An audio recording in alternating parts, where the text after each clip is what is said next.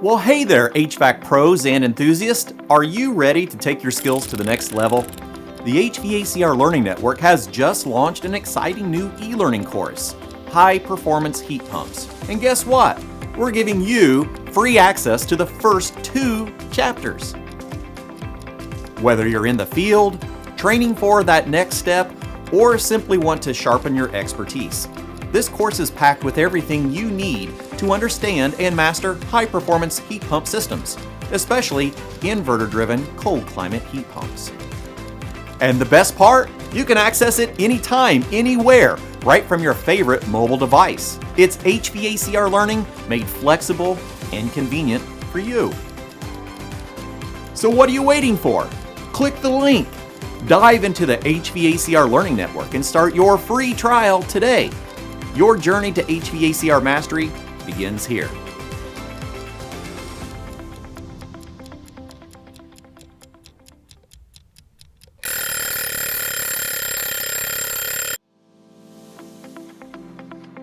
Well, hello, HVAC community. Thank you so much for joining us once again on Did You Know, the ESCO HVAC show. I know I said last week we'd all be broadcasting live from the studio. I have unfortunately been getting beat up with some bronchitis, so I'm actually staying home.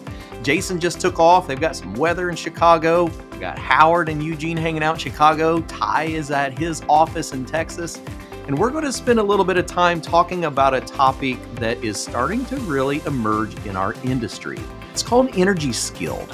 Has anyone heard the term energy skilled in the last few months? If you have, let us know in the chat. And by the way, while you're at the chat, let us know where you're joining from. We just absolutely love to know who all is joining us this week, where you're joining in from, if you have any topics or conversations that you would like for us to go deeper into.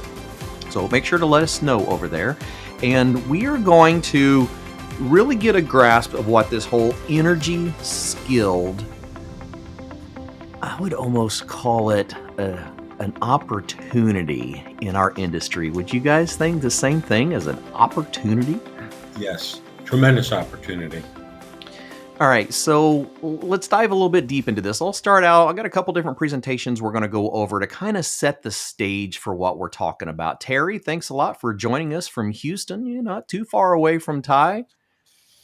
Terry, where are you an educator down there? Are you a contractor? Let us know your where your capacity is in the industry too, because this is going to be a topic that will touch a lot of different aspects of our industry. It will be a very good tool for educators, for contractors as technicians. There's a lot of things that we can talk about with this new program that we're going to see probably a significant amount of going forward in our industry. So if we talk about energy skilled, well, what is it? Where did it begin?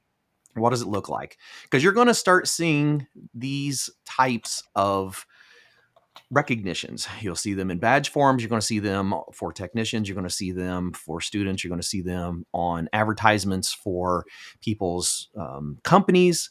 But what does it actually mean? And so let's kind of set a stage. Howard, if you don't mind, you've been very involved with this process for the last couple of years with us. When we were initially approached by the U.S. Department of Energy of ways that they wanted to help upskill the industry, there were a lot of questions and concerns. And so it kind of initiated this whole conversation of energy skill. So can you kind of set a little bit of stage of the reason the Department of Energy was hoping to work with the HVAC industry? The whole thing is understanding the obstacles to achieving a goal. Everyone understands long-term cost of energy is going up. The question, and so we can maximize the energy efficiency of our systems with new technology. What's an obstacle? Can't install what you don't know. Can't Right. service what you don't know. So, you have to sit there and ask yourself, we can introduce some type of new technology, but is the contractor going to understand the technology? If not, what do we need to do? Is the school going to teach it? So a lot of where energy skills started, Eugene and I were talking earlier, it's a lot like in the early 70s when people started saying, well, is that automotive technician truly qualified to work on my transmission or brakes? Exactly. They came up with the whole ASE designation program. Right. Well, here, and I've actually got a slide referencing that. Let me hop back over here to that. And Terry, we're so glad that you joined us today because this conversation is going to be very much focused on that kind of a topic of, what does it mean for a contractor, right? You own an HVAC company in Cleveland. And I know this is something that will, let me get this slide presentation. I don't know why this sucker's not, there we go. So, like Howard had mentioned, if you own a contracting company, you've been in the industry for a while, you've probably seen a lot of changes. If you remember when we were making transitions in the automotive industry, we were looking for ways to upskill the industry when we were moving away from things like carburetors and we were moving away from things like points distributors and we were getting into solid state controls and digital inputs and outputs. It really took a upskilling of that industry. And so we started looking at ways to do that. And then we had the ASE organization that in the automotive industry started becoming the standard for professionals that were looking for training, but also for companies to show that they hired ASE certified technicians. Hey, Helton, thank you for joining us from Brazil. Grateful that you're with us here today. So, in our own HVAC industry, we have HVAC excellence certifications to show that you have successfully retained knowledge of a skill set, and the Department of Energy is wanting to help upskill that and really focus on innovations for the energy perspective going forward, understanding high performance installations of a variety of different pieces of equipment. So they started working with the industry to look for ways to do that, to upskill the industry so that we have certifications that represent the changes in technologies and innovations. And so they began the Energy Skilled Recognition Program. So this is a U.S. Department of Energy program that is developed by Pacific Northwest National Laboratories. They have a variety of training resources.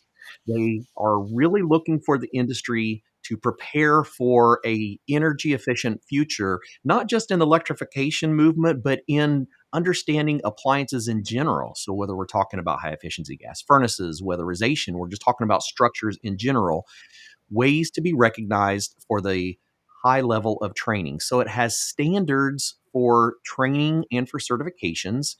And with those standards, organizations can design curriculum that has to meet a certain criteria, right? There's a whole process of going through it. So, I mean, Eugene, if someone is creating content for a book, you're creating content for a book. It's not just like we can go, well, we just need to throw a bunch of stuff out there and hope that it sticks. We really have to have a design to it and then crosswalk that with certifications in the industry. Do you mind telling us a little bit about how the industry does that with book, making sure that content is being crosswalked to certifications like HVAC excellence certifications? Yeah, absolutely. I just want to backtrack real quick because, you and Howard mentioned ASE, and one important factor of ASE in the automotive industry is the fact that this initiative, the ASE initiative, was geared toward the consumer. Right. So the advertising for ASE was public, is your auto mechanic ASE certified? Exactly. So somebody would bring their car to their mechanic and say, "Oh, is the guy working on my transmission Right. ASE certified?" And that's similar to what the DOE is doing with Energy Skilled, Such a because great now we were joking earlier in the office and we were talking about Angie's List. yes.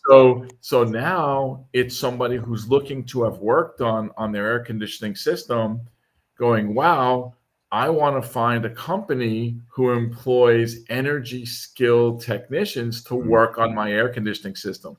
So the model of energy skilled is very similar to the model employed by ASE. Man, So that's great. instead of the industry pushing energy skilled recognition to consumers, it's the consumers ideally that will be asking for it. So Sure. that's actually really, really important.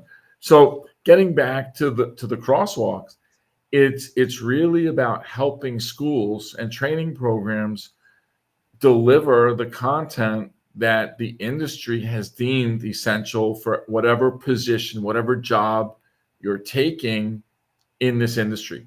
So our task and competency list is organized by different roles, different positions, different careers. If you're working on gas heat, if you're working on oil heat, if you're doing refrigeration or air conditioning, we have a list of tasks and competencies that an individual must have mastery of in order to gain entry-level employment in our industry.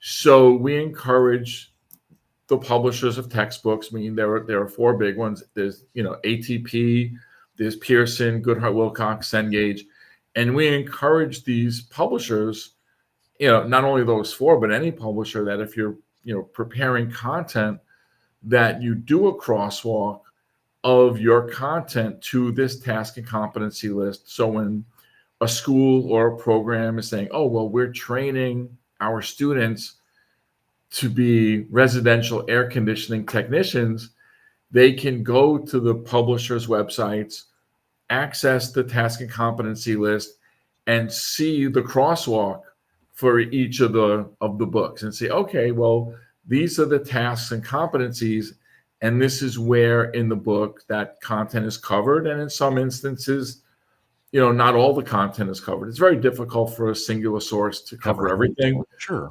But yeah, the task and competency lists, for the most part, are available to the public. You go to the publisher's website, and most of them have the task and competency list right there. Sure. And the task and competency list was updated about a year ago. Yeah, with the heat with the help of the U.S. Department of Energy, Yep. PNNL, Pacific Northwest National Laboratory, to make certain that the competencies included next generation heat pump technologies.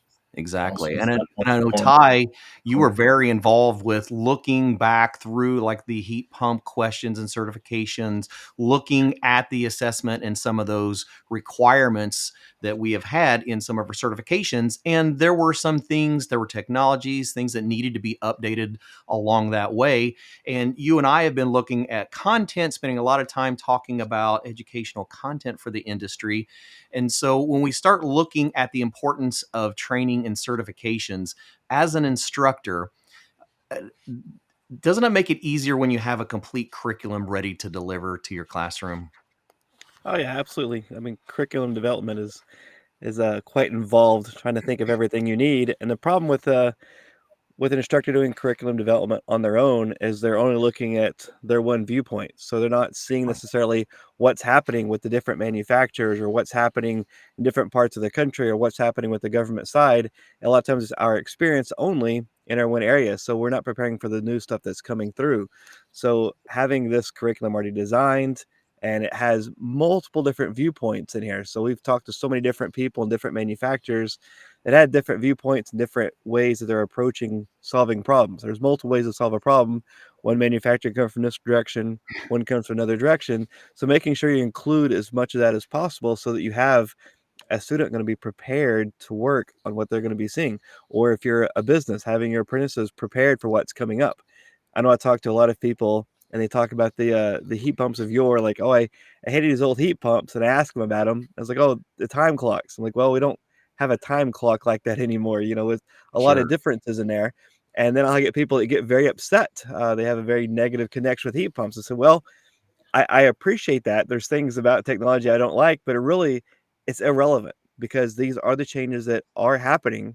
And our job is to service the equipment, repair the equipment, and as instructors to prepare our students to work with this equipment. So we have to take the whole what do we like our feelings out of the equation entirely, and think, hey, how can I best be prepared myself? And how can I best prepare others? And having a curriculum already lined out, something you can follow, or classes for somebody to be able to take that has, it didn't have everything on there, but it has a lot of information. And ideally, it gets somebody spurred into thinking, hey, I want to know more about this one topic. And then they can go and find more details about that. But it's a great resource having all this together in one place to be able to look at it. And it's a lot of work putting all this together. I mean, there is so much information out there just from one manufacturer to another.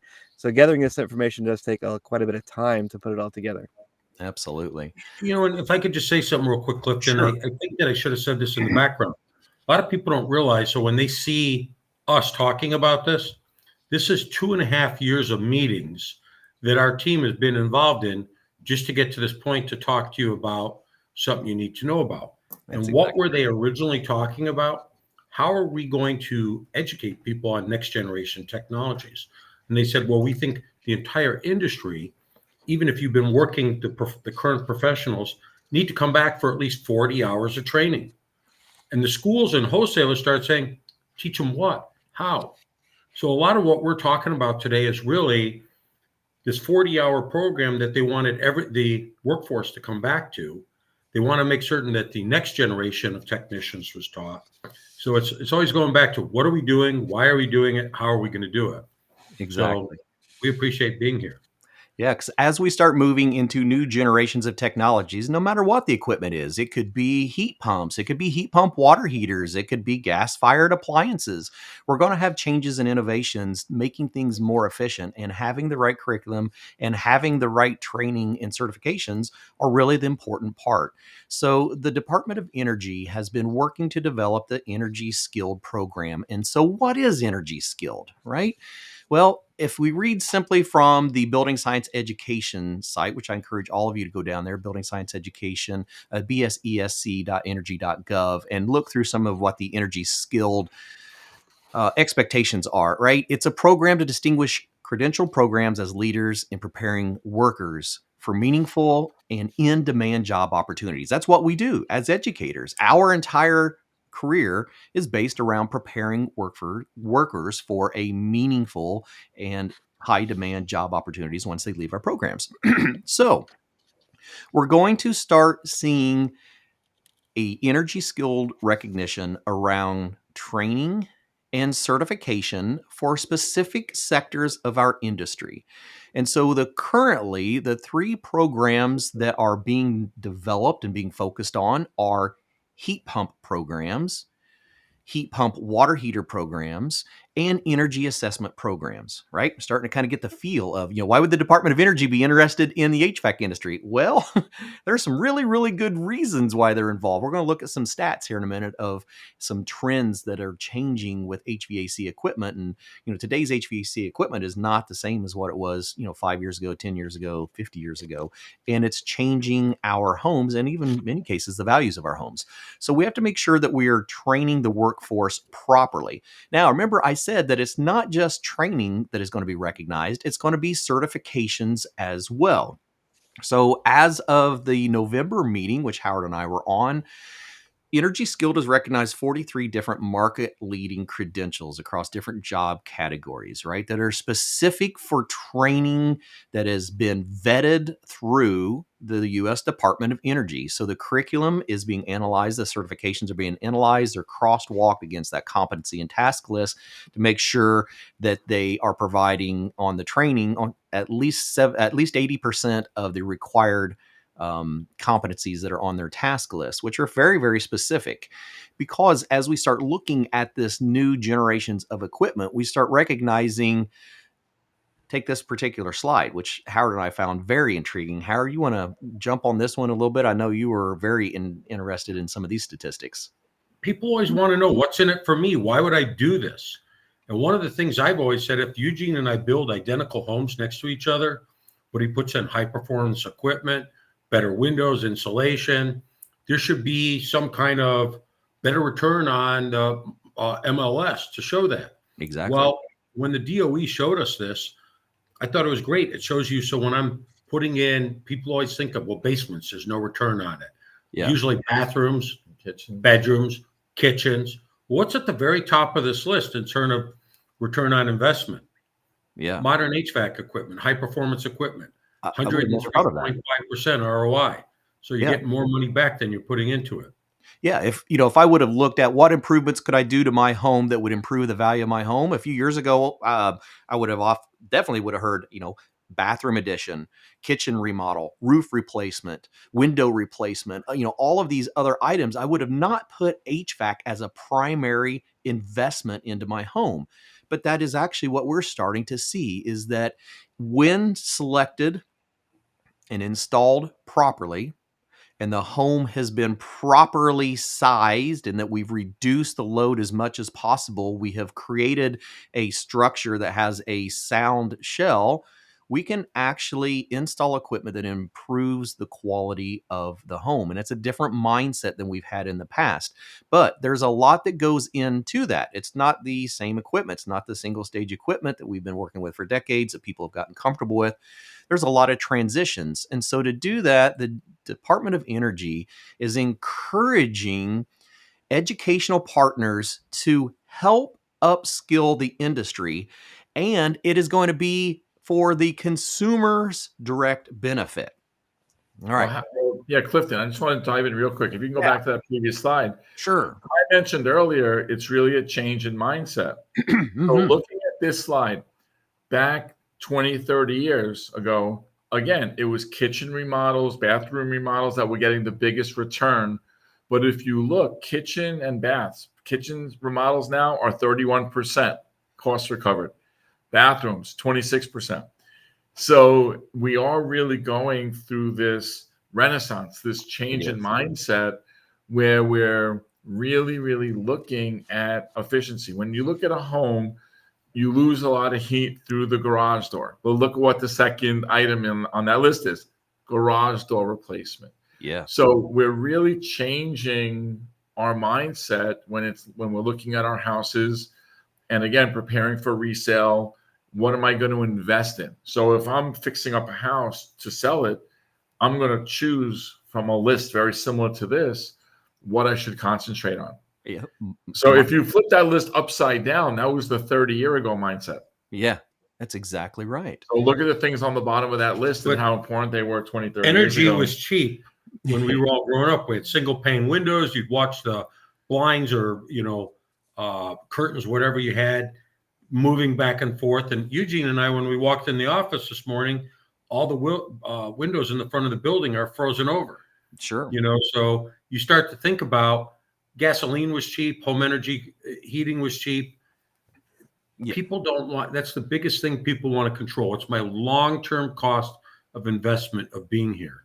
Yeah, and when we look at our new generation of homeowners, I like to use my son as an example. He'd probably kill me if I'm actually bringing him up on the show, but it's a good example, right? So my son is he's at the beginning of that Gen Z. He's 25 years old, just purchased a home, and priorities for him: windows, doors, garage door replacement, and HVAC, and then insulation. And it's a different thought process than I would have had when I was moving into my first home. It would have been more of the cosmetic. And so our new homeowners are focusing on a lot of the energy efficiency of the entire shell. And so that's where these programs come into play. So what the Energy Skilled Recognition Program is going to do is it's going to give the consumer the opportunity to search for contractors that have specific skills in the HVAC industry. They're looking for companies that have qualified technicians. And so there is now going to be an integration in Google searches for qualified contractors for installing heat pumps and comfort advisors for heat pumps, as well as heat pump water heaters. And as these different types of equipment start growing, we'll see more from the energy skilled sector. But for right now, the focus is very heavy on our industry.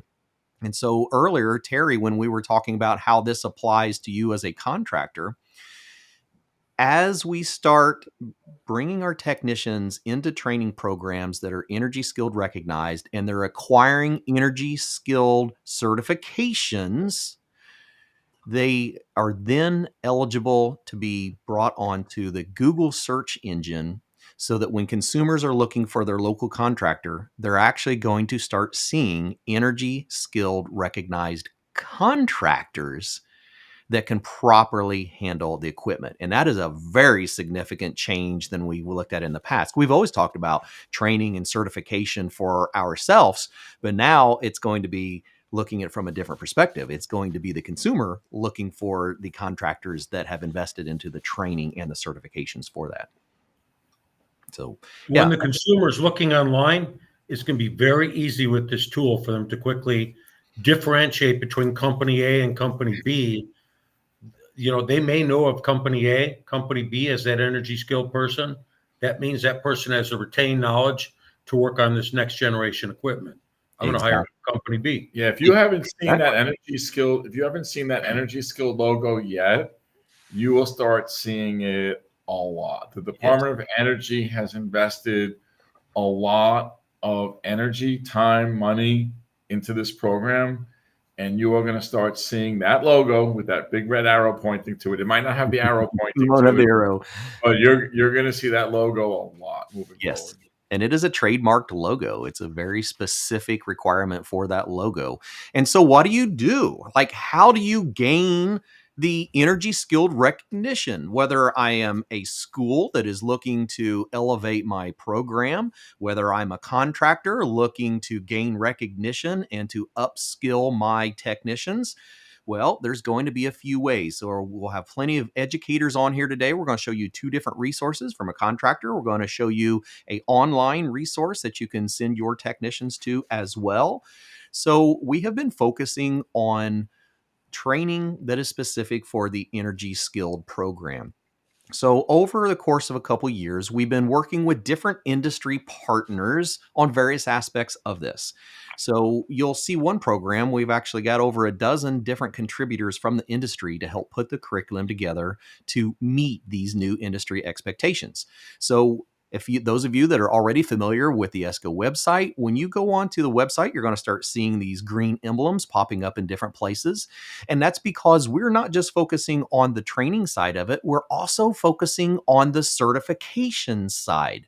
So that wherever you are in your journey of HVAC, you have the ability to be energy skilled recognized. So Howard, can you tell us a little bit about the different certification types? Both Howard and Eugene both have been working on a variety of different aspects of energy skilled certifications.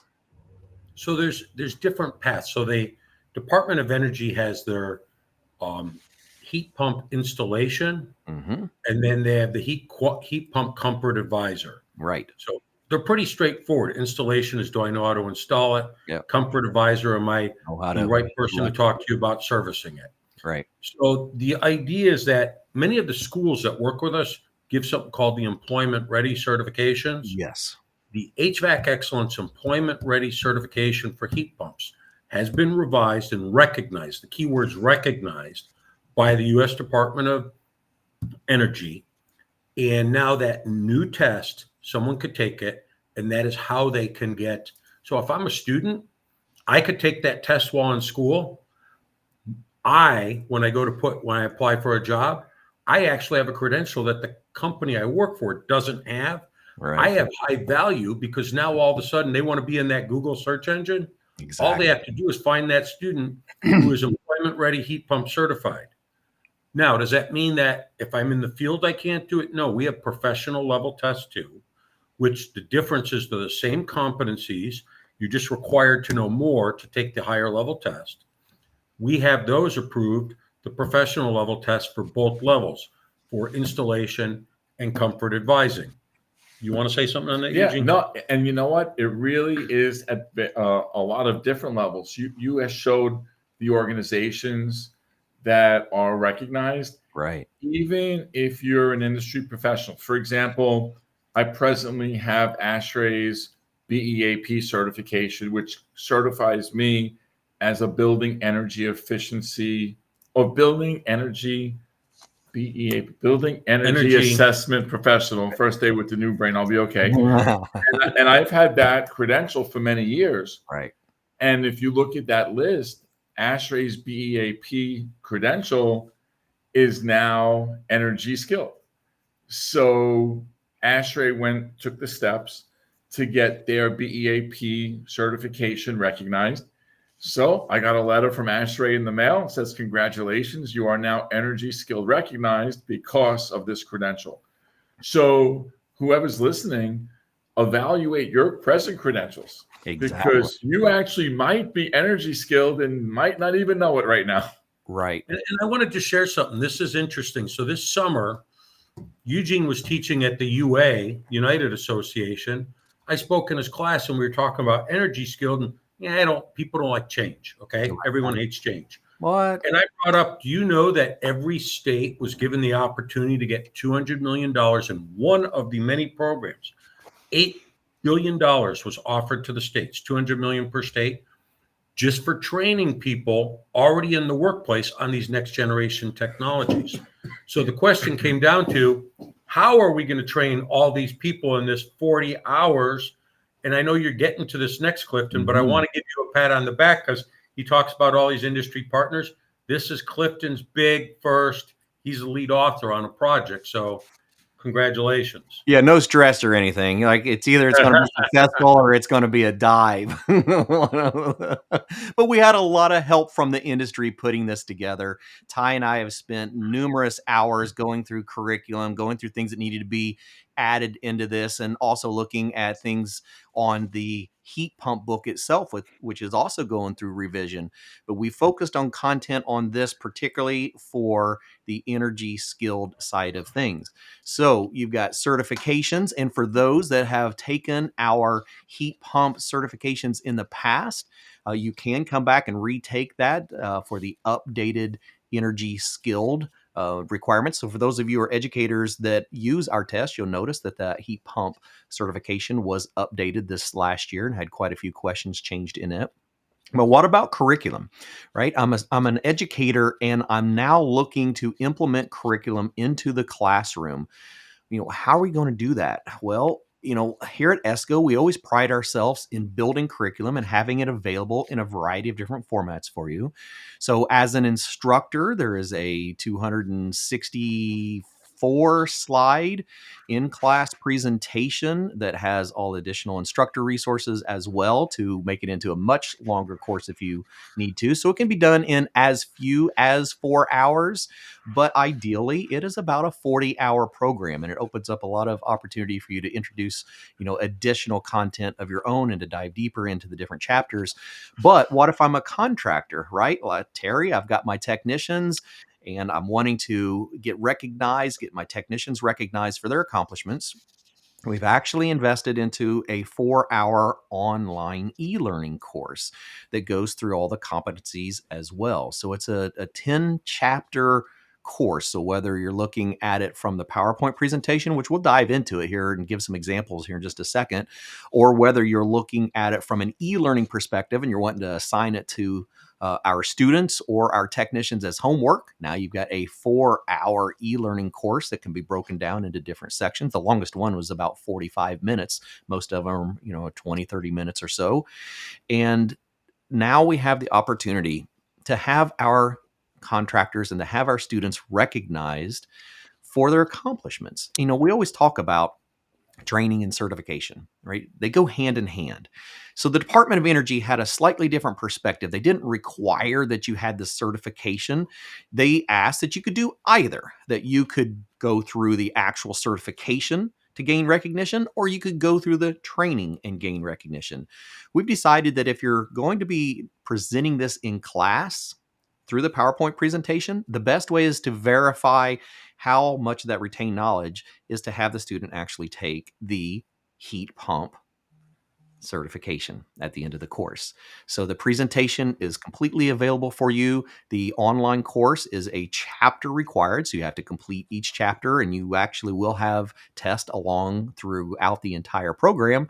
And so at the end of either one, you'll have the opportunity to become registered. And it's a very simple process. So when we become registered, it takes you to a very specific link with the Department of Energy where you'll enter in your own credentials to become on that list. So it's like with the 608. For those who don't know or don't remember, when you're actually taking your EPA 608 certification, there's a place where you're opting in to be on a register. And that's really what you're going to be doing with the Energy Skilled program. You're going to be opting in on a register. One of the questions came in, what about your professional level exams? Do you have to retake it to get Energy Skilled certification? That is a great question, Todd. So when we look at the professional level heat pump, yes, Howard, do you remember the exact date that would have been changed over? The professional level were May of last year, and employment ready was November of this year. Okay. So Who asked this? Todd? Todd. Yeah, So here's the real point. You can either retake the certification or you could take the course. exactly. It's not, you have to do both. It's either or. And to be honest with you, I would do both anyhow I would. because there's just too much new information to learn. Well, and if we look at, any type of training, it's one thing to go through a class and say that you have participated. It's another thing to go through the class and prove that you've actually retained that knowledge. We've seen that with many sectors in our industry where, you can take a class, but are you actually qualified for retaining and knowing that information as you go forward? So definitely want to make sure that you're aware of both of those options. All right. So any questions along the way? Ty, Howard, Eugene, any comments before we dive into some of the actual PowerPoint slides and show what the different chapters look like? Well, just to sum up, I mean, there's more than one path to getting energy skilled recognized. We said that a few times already this afternoon, but it does definitely pay to reiterate that it's not one set singular path or one set singular exam or one set singular course you need to take. There are a lot of different ways to get from point A to point B. In Clifton, and I'm hoping that you'll cover, some people are a contractor, you've covered what they could do. What if I'm a supply house, a manufacturer, a school? There's different ways of what sequence am I going to put this in my course? Because supply house, you worked at a very large Johnstone group. They might have said this is a self-paced course. Then we're going to do the following here as we're teachers. So I hope you'll cover a little of that. Yes, absolutely. When we look at that curriculum, if you're already a proctor with ESCO, then it's another curriculum just like the 608. When we build a curriculum, we try to put a complete package together for you. So you have all the instructional resources in your PowerPoint presentations, you have an e-learning course, and you have a book. So we actually will be releasing a book on this exact same curriculum into this next year. So it's 3 different ways of delivering the content, then it's all the same content. So that as a distributor, as an educator at a wholesaler, then you can actually do the curriculum in-house, and you can do it as PowerPoint presentations, or you can actually assign that as well as those e-learning courses. So absolutely, there's a variety of ways in delivery. So we'll be looking forward to that book in the near future. We'll be looking for the revised heat pump book that Ty and I have been dredging through for quite a while, but it's getting really, really close, and we're very excited about that. All right, so let's go through a little bit of what the curriculum actually looks like. I'm gonna hop onto another presentation here. Okay, so when we look at the entire curriculum, the Department of Energy was looking for us to have a variety of different aspects of the industry and to have training specific for those components, right? So we're going to end up with 10 separate chapters. And Keith, one of the points that he made earlier was about the amount of energy that we use. And yeah, it's about 57% of the residential energy use comes from HVAC and water heating. So when we look at other structures from an energy efficiency aspect, whether we're talking about electric heat or whether we're talking about gas heat, we have a lot of equipment and room for improvement in all of those sectors. And so we'll see a lot of changes in equipment, both for heating and for hot water heating as we move forward. So it really comes down to, with this particular training, understanding our next generation of heating appliances, right? Because we're starting to have a significant increase in the use of heat pumps. In 2022, heat pumps actually outsold gas furnaces in the United States for the first time. So we had 4.3 million heat pumps sold compared to 3.9 million natural gas furnaces that are installed. And I know we talk about different heating sources in different parts of the country and changes in the way that we perceive heating. And 2025, I'm sure we're going to see some different administrative changes on the gasification and the way that we look at gas appliances. But knowing that heat pumps are on an increase is really the focus of what this training is, and to make sure that we're providing adequate training for our students and for our technicians. So we're going to look at 10 different chapters throughout this curriculum. And some of you as educators may look at it and go, I've already got curriculum built around this chapter. And that's great. Hopefully we're just giving you some supplemental content that can be utilized for that training. And so when we look at these different ones, we're going to do a whole chapter on recapping the fundamentals of heat pumps. Ty, would you say that heat pumps are probably the least educated piece of equipment in our HVAC industry?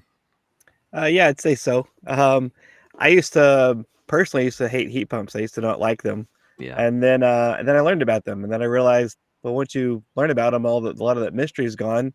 You're not scared of things. You know how to check things, and then it's actually pretty simple. And then everybody would call for me for heat pump questions just because I took the time to learn about them. And say heat pumps are not new; they've been around for.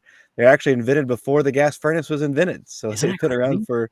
for quite a long time. They were first used for salt for separating the salt from the saltwater marshes and such. But it's pretty neat that they've been around that long.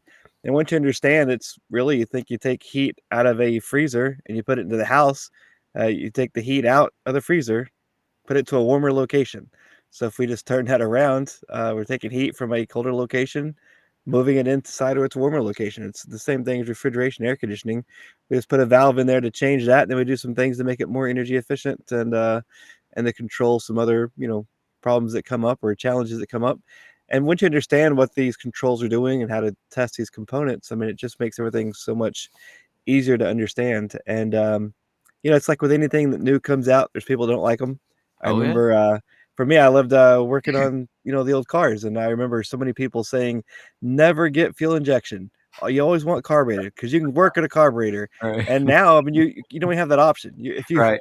you can't buy a carbureted car anymore. And I remember people used to say, "Well, you want to buy a car where you could spit and it goes all the way down to the bottom. And if you can't do that, don't buy it." And it's not, it's just not even a practical thing anymore. And now it's difficult finding a mechanic that can actually work in a carbureted car. 'Cause I Exactly. still have some, and so if you need something done, you got to go to a specific mechanic to do that. And as technology changes, we change with it.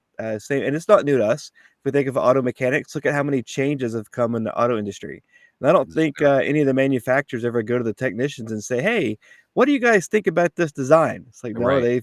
they have a lots of different reasons they have to make stuff. They make it, and then it's the job of everybody else to learn about it after it comes out. And so it's the same thing with us. The quicker that we learn about it, the quicker we adapt to it, then the more successful we're going to be. And if we think about other industries, even like taxes, think how many hours of training a CPA has to go through every year just to keep up with the changes in the laws. Codes and laws. Yeah. Constantly, they're Every year. constantly up on it. So, we think about, oh, we have to take a class for these heat pumps coming in. We should be embracing like, hey, what Exactly. can I take a class for? Oh, there's Because training things are available? changing. We want to stay on top of the technology, on top of what's happening in our trade. You don't have to like any of these changes. 'Cause I always hear somebody, "Well, I don't like." Cool. There's nobody asked me what I like about this industry. So my job is to be prepared to understand every possible thing I can have about it. And then that way I can take care of my customers or my students, either one.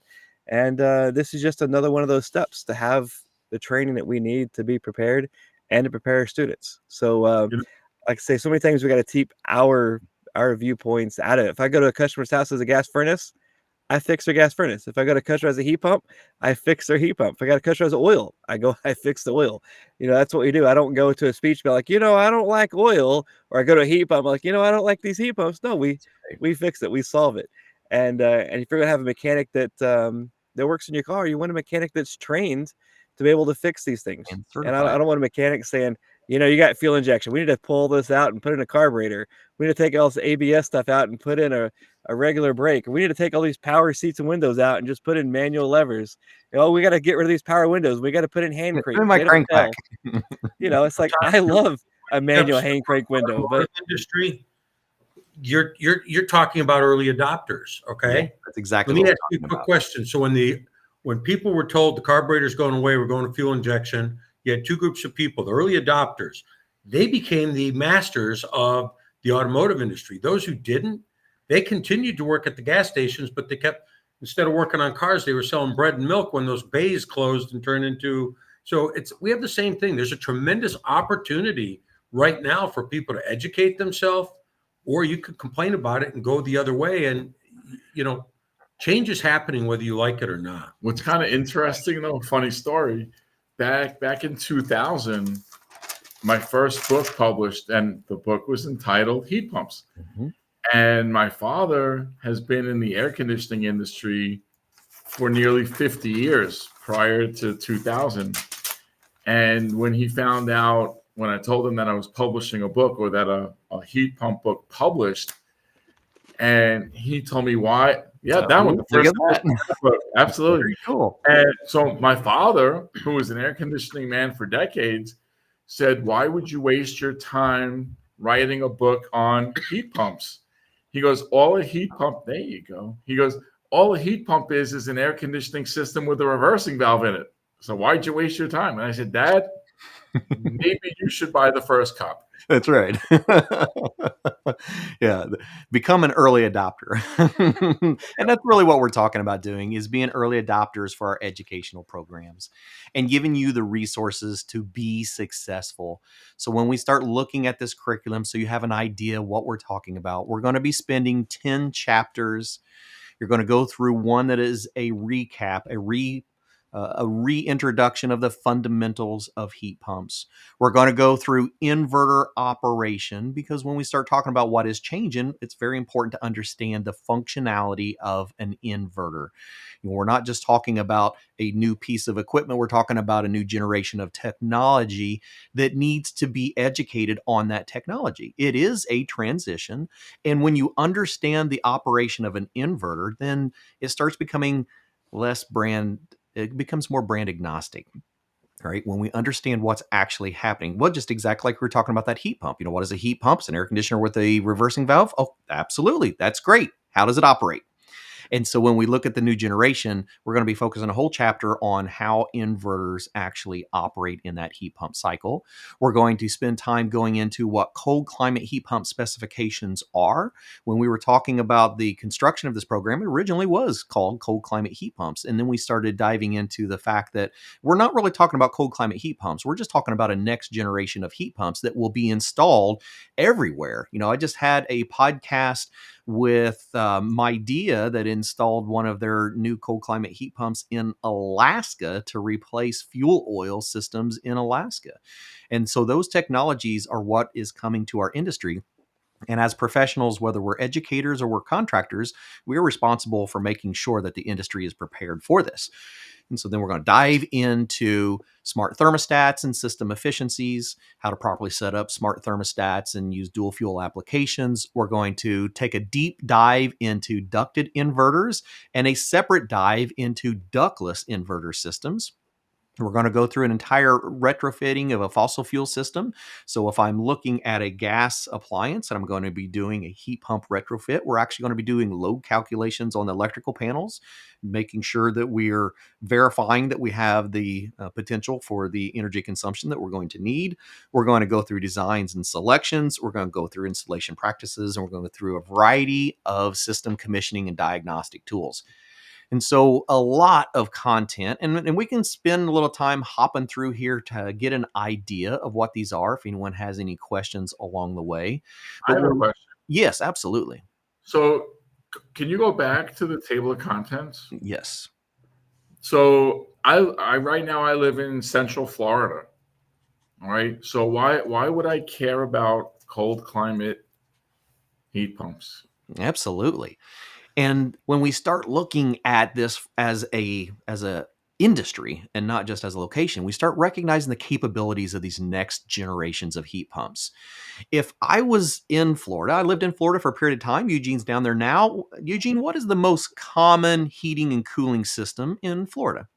Oh, well, you know what? I just built a brand new house, and the option that I had, it's not a custom home, and I got the best air conditioning and heating system I could get as offered Mm-hmm. by the builder. Mm-hmm. And it's a Carrier 16 SEER system, straight cooling with 10 kW of electric heat in the supply duct.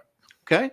Pretty common. We've seen that a lot Very in the common. South because of the previous generations of heat pumps didn't have enough heating capability on their own. So when we started looking at the coefficient of performance, it makes sense to start using electric resistive heating. Well, what if I told you in these next generations of heat pumps, we can actually manufacture heat pumps that can have 100% capacity down to -5? You ever going to see -5 in Florida? Nope. What about 5? What if I could give you 120% at 5 degrees? Is this an auction? Are you like an auctioneer? Absolutely. What about Okay, 100, buddy. 130% at 30 degrees? So when we start talking about the capabilities of these next generations of equipment, we're talking about heat pumps that have sufficient heat capability for 100% capacity in zones all across the world. So if I'm in Florida, I can actually look at, and I don't even have to look at the top tier, the highest performers of these cold climate heat pumps.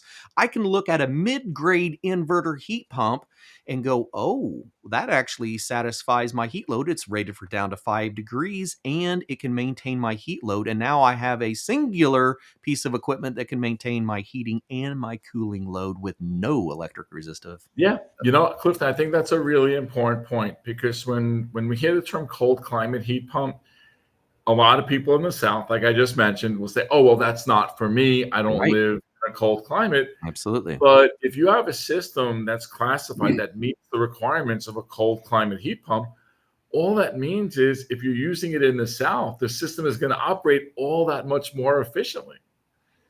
You're asking it to operate at less than full capacity, and if you're not operating at full capacity, boom, you're saving money, you're saving energy. So yeah, it's a win-win. Absolutely. And so that's what we're going to start seeing a lot of. We're going to see completely new generations of technology. We are already seeing it moving into the industry, and now we have manufacturers that are elevating the manufacturing of that. We have a lot of our U.S. manufacturers that are relooking at their portfolios of equipment and spending a lot more time in the evolution of inverters. And so that is the goal, is to make sure that you're well prepared for this, that you have the curriculum in whatever form you're looking for. If you're an instructor, actually, I don't even have the instructor notes. I should have uploaded on these. Each one of the slides on this presentation has got an entire plethora of notes for each particular one, so you can actually get through. If you're a speed PowerPoint presenter, you could get through this in a 4-hour class. Boy, you'd have to be flying. It's ideally built for about a 40-hour presentation in the classroom. And we actually have a variety of accompanying videos. We even have Ty in here on some videos that he dives into, especially in the heat pump chapter 1, where we have videos embedded into the actual player through the PowerPoints, as well as in the presentation, the e-learning course as well. So it's a little bit more interactive than a standard presentation. So you're going to have 10 chapters worth, plenty of content, recognized by the U.S. Department of Energy for its Energy Skilled requirements, that's been crosswalked to our HVAC Excellence heat pump certifications. And so we have the opportunity to start elevating our programs. And if I'm a contractor, I have the opportunity to start elevating the awareness of the training that I provide for my technicians. In the past, we've had certifications for technicians. We've not had industry accepted certifications. Now we're starting to see a bigger opportunity. One of the things I just want to point out, if you have any people out there, you're a technician, you're a contractor. Obviously, there's a course you could become recognized or become certified. These aren't, I must do all these. They're do this or this or this. Right now, Eugene and I are in the Chicago suburbs. There's multiple ways downtown. There's a road right here that will take us downtown. There's a train. It's lovely outside. Eugene might decide to walk downtown. Similarly, whether you take the employment ready test, the professional level test, the courses that are listed, we're just giving you multiple ways to do the same thing. Truthfully, the best thing that any of you could do is, if you're a wholesaler, you're a school, have the people, and I'm not going to tell you the sequence. Eugene may tell you differently. Some may have them go through the online course at home, then go through the PowerPoint. Others may do it the other way, have them come and take the test. But the bottom line, change is inevitable, and whether people like it or not, you want to be the early adopters of any new technology, because consumers are already looking for it, and you've got a website that's already promoting it out there. And if you're not listed on it, you're already behind. Exactly. Let's try to find those additional pages. You're a proctor with, real quickly, if you have exam credits, you could still use the old exams. We haven't phased them out yet, but like like when the EPA test change, there will become a date where you have to do it by. We have some people who may have credits out there. They can easily call us and say, can you exchange my credits for the new ones? Oh, I just want to ask Eugene, would you like to cover this one real quick? We talked about this earlier because Eugene mentioned real quickly, I'll give him a setup here. All automotive programs are the same everywhere you go in the country. Cars are the same in all 50 states. When we start talking about technologies, I live in Colorado. Ty lives in Texas. We all use different technologies. Eugene, where did you used to live? California. Yep, I lived in Southern California for 7 years. And what are they pushing there right now? Yeah, heat pump water heaters. well, that's another good one to bring up. So for those programs that also train on water heaters, I actually was sitting in a program advisory committee for one of my local colleges yesterday, and they had just purchased their first heat pump water heater, and they were looking for new ways of training on that. And we are actually starting to get ahead of that. We are partnering with DNR Learn for Energy Skill recognized training for heat pump water heaters on a online bundle. So a variety of different ways for energy skilled training. Like Howard said, it's going to be a variety of ways to obtain the same thing. What does it really come down to? Professional development and a certification to prove that you've accomplished it. I mean, I've done a lot of training in my life, and I pride myself on the ones that I actually have something to walk away from going, ooh, here, I actually can prove that I did this and that I didn't just sit through the class. And that's really where it comes down to. I encourage you to look at training as well as the certifications that go along with that. All right. Any other? Yes. Pearlie mentioned out there. Yes, I got bronchitis and it's actually tearing me up. So I hope it hasn't been too much of a hinder on the show today. We have so much content that we wanted to get to you, and a lot of people still hanging in. So obviously, a lot of interest in what Energy Skilled is and how it has the opportunity to, to change and develop our industry for a variety of aspects. Whether I'm an educator or whether I'm a contractor, it's all about bringing quality training and quality certification to our community. I'd like to just plug something real quick. A lot of people are going to say, well, where do I get additional training? I don't want to just go through. Yes, you should probably just go through the course and then you could teach your students or customers. But at the National HVAC Education Conference in March, the U.S. Department of Energy and several of their labs are actually conducting classes. So you want firsthand information? If you're coming to the conference, there's going to be a lot of DOE folks there. Talk to them.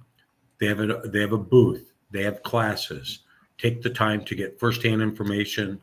Ask them. We're here to support you. Absolutely.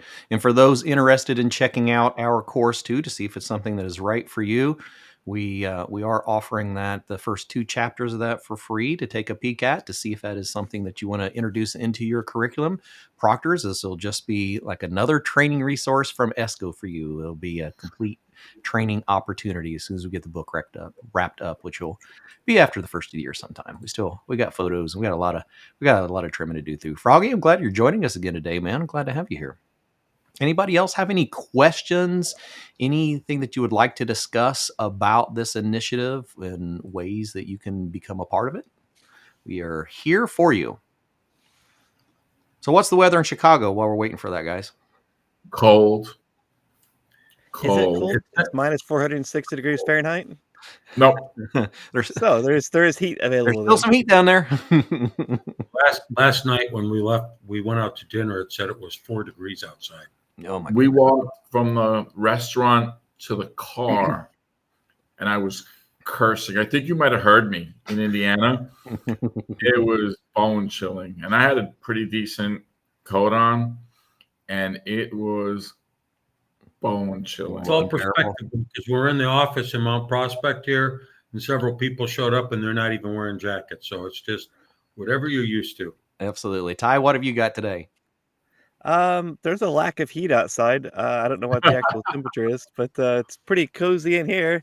Even without my my unit working properly, I still got my studio lights to keep it nice and toasty. Sure. We're creating BTUs and keeping it comfortable. Absolutely. Boy, that sounds like a good show right there. All right, everyone. I thank you so much for joining us. We're grateful to have you here with us. And we encourage all of you to hop on the website, give us a call. We'd love to hear from you at the office. And we will look forward to more conversations on Energy Skilled as we move into 2025. before you wrap up, Yeah. Clifton, we just want to thank you. I mean, for those of you watching, I mean, Clifton is battling some serious health demons today and yesterday. And the fact that he organized and put the show together and made it through the whole show, we appreciate you, man. Well, thank you. I love this community. I love everyone that is joining us, everyone that is looking to, elevate their career and the community and the people around them. That's what we're here for. Osvaldo, thank you for joining us again, my friend. And yeah, thank you all. Appreciate you just as much. All right. Well, let's call it a wrap, and we will see you all again next week on Did You Know, the ESCO HVAC show. Bye, everybody.